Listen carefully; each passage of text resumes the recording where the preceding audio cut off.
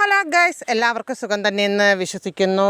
പിന്നെ എന്താ പറയുക, ഞാനിതെൻ്റെ തറവാട് വീടാണ്. എന്ന് എൻ്റെ തറവാട് വീട് വന്നാൽ എന്തെങ്കിലുമൊക്കെ ഒരു വീഡിയോ എടുക്കുക, എനിക്കതൊരു ഭയങ്കര ഒരു ഇഷ്ടമാണ് കേട്ടോ.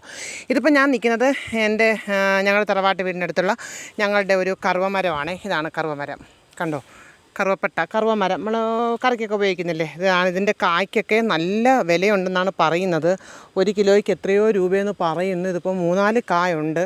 ഇത് പിച്ചിക്കൊണ്ടേ ഉണക്കണം എന്തായാൽ തന്നെ. അപ്പോൾ ഇത് ഞങ്ങൾ കഴിഞ്ഞ ദിവസം ഞാനിങ്ങനെ കുറേയൊക്കെ ഇങ്ങനെ ചെത്തി എടുത്തായിരുന്നു. അതിൻ്റെ ഇല ഉണ്ടോ, അല്ല കറുവയുടെ ഇല നമുക്ക് നല്ലതല്ലേ, നിങ്ങൾക്ക് മണം കേൾക്കത്തില്ലല്ലോ.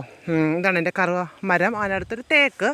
അപ്പോൾ ഇതിൽ കുറേ കാ പിടിച്ചിട്ടുണ്ട്. ഇത് കാ കൊണ്ടുപോയി ഉണക്കിയാൽ നല്ല വില കിട്ടുമെന്നാണ് പറയുന്നത്. ഇതിന് അറിയില്ല, ഒന്ന് ചോദിച്ചു നോക്കണം. പക്ഷേ മുകളിലാണ് നിറച്ചും കാ പിടിച്ച് നിൽക്കുന്നത്. മുകൾ വശത്ത് ഒത്തിരി കായുണ്ട്.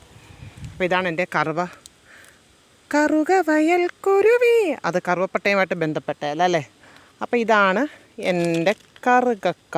നല്ല മണമുണ്ടെന്ന് തോന്നുന്നു. നോക്കട്ടെ, നല്ല മണമുണ്ട് കേട്ടോ. എന്താന്ന് നോക്ക്. ഇതാണ് കറുവക്ക. ഇതൊക്കെ നമുക്ക് ആവശ്യത്തിന് വില കൊടുത്ത് വാങ്ങിക്കേണ്ട, കണ്ടോ, നോക്കൂ.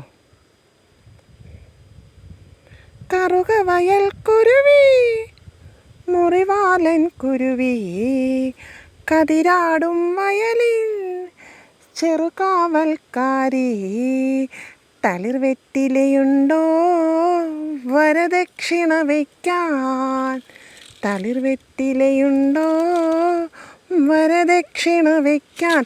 എന്ത് പറഞ്ഞാലും നമ്മുടെ ആ ഗ്രാമത്തിൻ്റെ ഭംഗി എന്ന് പറഞ്ഞാൽ അതൊന്ന് വേറെ തന്നെയാണല്ലേ. അപ്പോൾ എന്താ പറയുക, കൂടുതൽ പറയാനും സമയമില്ല. മഴക്കോൾ ഇങ്ങനെ വരുന്നുണ്ട്. മഴ പെയ്യട്ടെ എന്ന് പ്രാർത്ഥിക്കുന്നു.